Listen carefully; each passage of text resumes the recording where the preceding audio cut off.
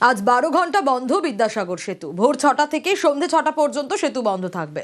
রক্ষণাবেক্ষণের কাজের জন্যই বন্ধ থাকবে সেতু।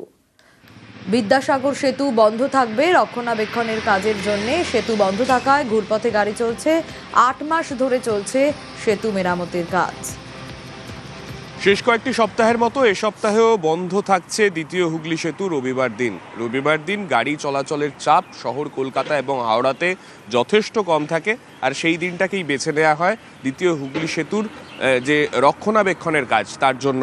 এবং সেই মতোই আজকেও একেবারে পূর্ব ঘোষিতভাবেই সকাল 6টা থেকে সন্ধে 6টা পর্যন্ত 12 ঘন্টা বন্ধ থাকতে চলেছে দ্বিতীয় হুগলি সেতু।